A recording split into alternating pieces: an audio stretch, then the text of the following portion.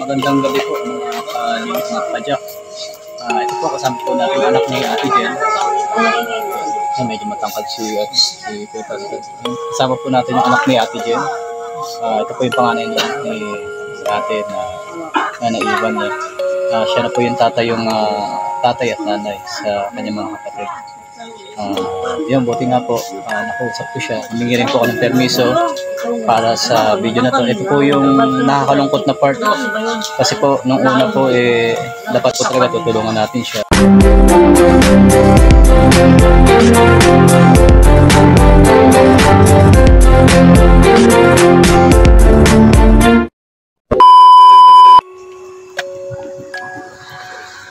Ayan o.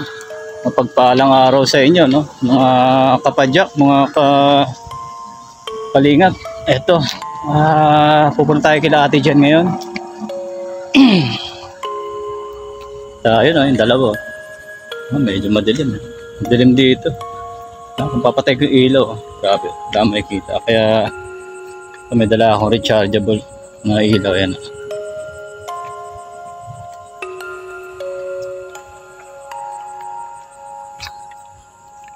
Yan, ito rin din na namin nakaraan.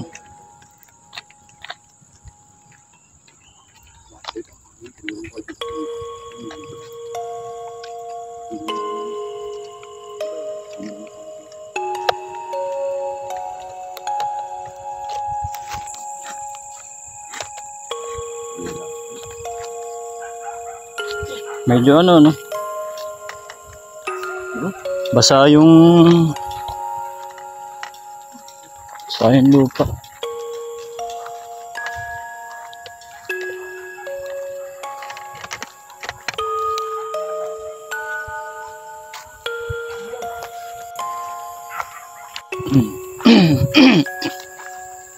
Sama ko sila Tami. Tami kita Ate Jen. Sila.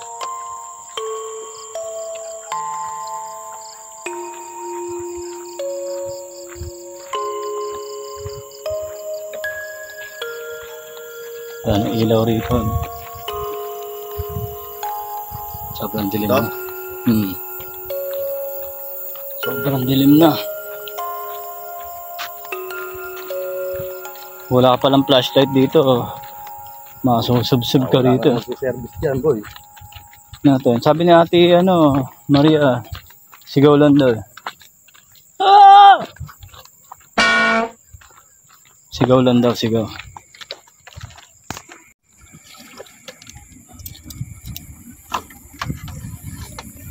Tatawid tayo ulit ng ilog. Medyo malakas ang alon, ano?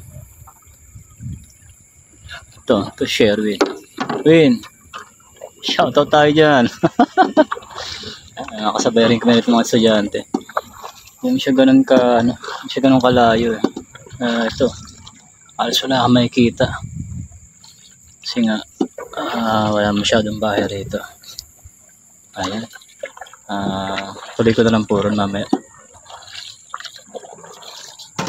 Iyon. Iwan si paring camera.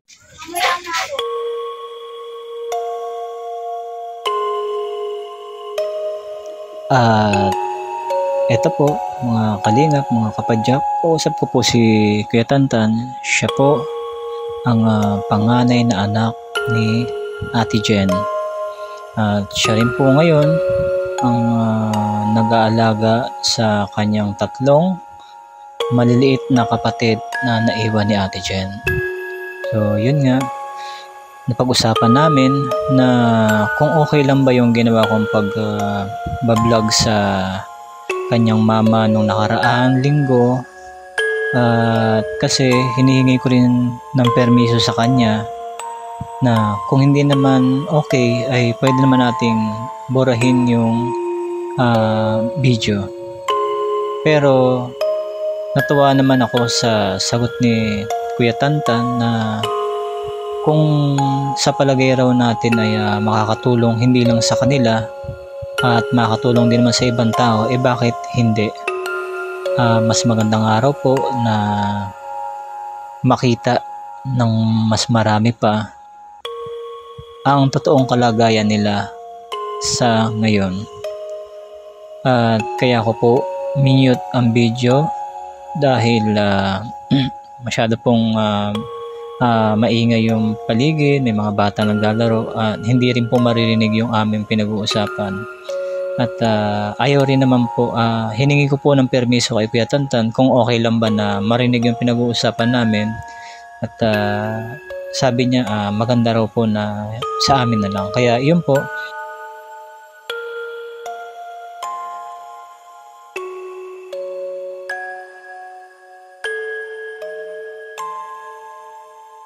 kagaya nga po nung araw ng aming pagpunta ay kinabukasan doon po binawian ng buhay si Ate Jen. At sabi ko nga kung gaano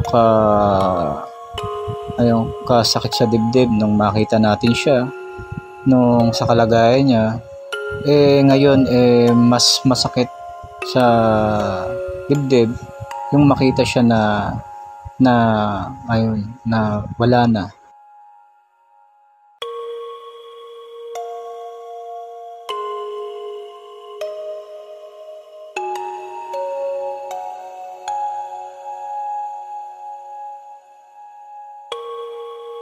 At iyan, nagpatuloy ang usapan namin ni Tantan dyan at natuwa nga rin ako sa kanya at pinapanalangin niya rin na ang ating channel ay magtuloy-tuloy at ma-monetize para hindi lang sa kanila at sa mga hagaya pa nila. Nakita ko rin sa batang ito yung kabutihan ng loob niya. Kaya ako mahanga rin naman ako na napalaki rin siya ng maayos ng kanyang mga magulang. Si Tantan po ay sila Tantan po, ang kanyang mga kapatid ay ulila na po. Wala na po yung kanyang tatay at ngayon po yung kanyang nanay ang nawala. Kaya taos puso po kaming naikiramay sa mga naiwan ni Ate Jen, kagaya kay Tantan at sa mga iba pa niyang mga kapatid. At sana po maging bukas po sa lahat ng manonood natin o ng ibang mga makakapanood nito na kung may maitutulong tayo sa tao, hanggat nabubuhay, tulungan natin. Wag na yung sa part na talagang hindi na niya kailangan ng tulong, tapos tsaka pa natin siya hahatiran ng tulong. Kumbaga parang maging bukas sa lahat ng mga makakapanood ito na kung ano yung kaya nyong itulong. Hindi naman mahalaga dyan kung malaki o maliit. Ang mahalaga dyan nakatulong ka, no? Kaya yun, sa mga naiwan ni Ate Jen, kami po ay nakikiramay sa inyong lahat at nakakalungkot po itong balita na nakarating sa amin. Kaya kami ay pumunta rito para alamin yung kalagayan nyo at ng iba mo pang mga kapatid.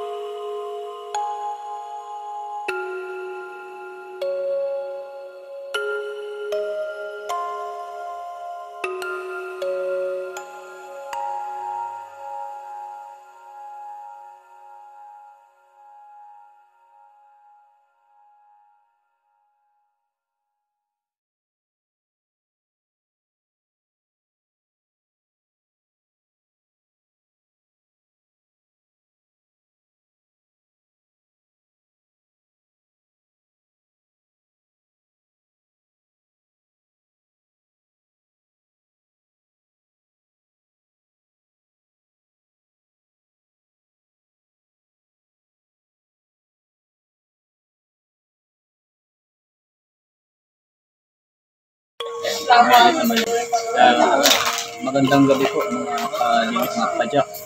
Ito po kasama po natin anak ni Ate Jen. Medyo matangkad si Tita. Kasama po natin yung anak ni Ate Jen. Ito po yung panganay ni Ate na naiwan niya. Siya na po yung tatay at nanay sa kanyang mga kapatid. Yun, buti nga po, nakausap ko siya. Humingi rin po ako ng permiso para sa video na to. Ito po yung nakakalungkot na part. Kasi po, nung una po, dapat po talaga tutulungan natin siya para ma-renew yung kanyang mga dokumento para sa pagpunta namin sana sa hihinga ng tulong. Kaso, yun, sa kasamaang palad po, kinabukasan, bumigay na rin po si Ate Jen. Ito po yung kanyang pangalan na si Tantan. Tantan, ano masasabi mo sa ito sa nangyari na hindi natin na akalain na bigla na mawala si Mama. Ano yung gusto mong sabihin sa mga tao, sa mga gusto mo tumulong sa inyo? Hindi ako ng pagtutulong para sa aking mga kapatid.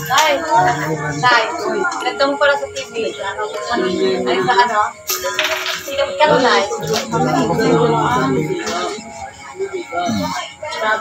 Ayun, naintindihan ko naman So, medyo ano pa kasi yung masyadong fresh pa yung nangyari. Kaya si Kuya Tantan, hindi pa siya masyadong makapag-isip sa mga sabihin niya. Pero nararamdaman ko na ang kailangan niya po ay tulong. Kasi siyempre, alam din naman po natin na mahirap yung buhay nila. At saka mahirap din yung pinagdaanan nila, lalo ngayon sa sitwasyon nila na iniwan na po sila ni mama niya. Yun po sa mga sa mga may mabubuting puso na makakapanood nito ulit, sana po matulungan po natin sila sa pamamagitan din po ng panonood, sa pag-subscribe sa channel ko, mapaabot natin sa taong mas may kakayanan na tumulong sa mga kagaya rin nila. At ito nga po, nakakalungkot na part. First time ko po na nagkaroon ng charity, nagkaroon ng mga gantong mission. Tapos, ito po, yung pangalawang beneficiary natin, nakakalungkot. Yung dito pa na timing na biglang pumanaw yung ating beneficiary. Kaya yun, nakakalungkot din po. Kasi hindi pa mag-uumpisa pa lang po sana yung tulong. Kaso hindi na po kinaya ni Ate Jen. At yun po, mga kapadyak, mga kalingap, sana po palagi niyo akong suportahan para nang sa ganun, yung mga kagaya po nila, matulungan din po natin. Yun lang po, marami pong salamat sa inyo at kami po, sa buo ng aming pamilya ay taas puso po kami naikiramay kay Ate Jen at ito sa kanyang anak, si Tantan. Kami po ay nakikiramay. Lahat po ng aming pamilya, mga kaibigan, kamag-anak na nakakilala rin kay Ate Jen. Tawag pala sa kanya Gigi, kay Ate Gigi pala. Ang pagkakilala sa kanya ay Gigi, si Ate Jen. Ayun po, maraming salamat po sa suporta nyo sa mga nanood sa part 1. Sana po patuloy nyo lang pong tangkilikin ang aking channel at marami po tayong gagawin mga mission. Maliban dito, hindi po ito yung katapusan dahil nag-umpisa pa lang po tayo. Tuloy-tuloy po natin. Maraming salamat.